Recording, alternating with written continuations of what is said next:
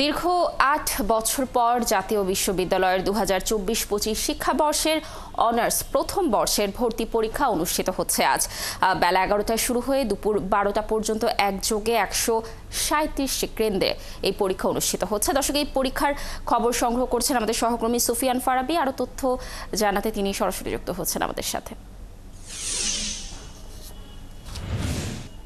ফারাবি, ৮ বছর পর জাতীয় বিশ্ববিদ্যালয়ের ভর্তি পরীক্ষা নেওয়া হচ্ছে, এর কারণ কি? আর এর সাথে জানাবেন যে শিক্ষার্থীরা কি বলছেন পরীক্ষা কেন্দ্রে এসে।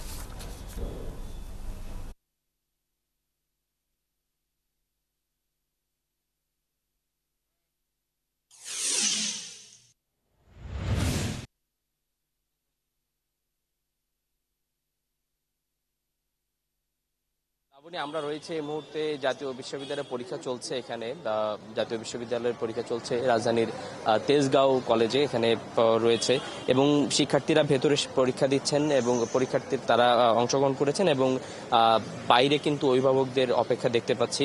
দীর্ঘ ৮ বছর পরে হওয়ার কারণে কিন্তু ভিড়টা অনেক বেশি হয়েছে, যার কারণে শুধুমাত্র এই কলেজেই ৮,৫০০ শিক্ষার্থী আজ পরীক্ষায় অংশগ্রহণ করেছে। এবং আমরা পুরো ফার্মগেট এবং এই পুরো এলাকাটাতে দেখেছি শিক্ষার্থীদের ভিড়, এবং শিক্ষার্থীদের অভিভাবক রয়েছেন তারা এখানে ভিড় জমিয়েছেন, এবং তাদেরকে বিভিন্ন ধরনের ভোগান্তিতে পড়তে হচ্ছে। ব্যবসা গরম রয়েছে, এর মধ্যে সবাই এখানে অংশগ্রহণ করেছে, যার ফলে পরিস্থিতিটাও একটু এর মধ্যে কিন্তু আমরা দেখতে পেয়েছি যে জাতীয়তাবাদী দল বিএনপির অঙ্গ সংগঠন ছাত্রদলের পক্ষ থেকে এখানে অভিভাবকদের মাঝে পানির ব্যবস্থা করা হয়েছে। ৮,৫০০ শিক্ষার্থীদের জন্য কলমের ব্যবস্থা করা হয়েছে, এবং এর বাইরে তাদেরকে ফুল এবং বিভিন্ন ফাইলপত্র দিয়ে তাদেরকে সহযোগিতা করা হচ্ছে। তবে এখানকার পরীক্ষা গ্রহণের যে পদ্ধতি আমরা সেই চিত্র কিছুক্ষণের মধ্যে আপনাদেরকে দেখাতে পারবো। আমরা দেখেছি যে খুবই সুশৃঙ্খল পদ্ধতিতে এখানে পরীক্ষা চলছে, এবং ৮,৫০০ শিক্ষার্থীদেরকে পরীক্ষা আয়োজন করতে গিয়ে কোনো ধরনের ব্যাগ কিন্তু পোহাতে হয়নি। আমরা একটু কথা বলতে চাই তেজগাঁও কলেজ ছাত্রদলের সভাপতির সঙ্গে। আসলে শিক্ষার্থীদের জন্য এবং অভিভাবকদের জন্য আসলে কি ধরনের আপনারা ব্যবস্থা করেন?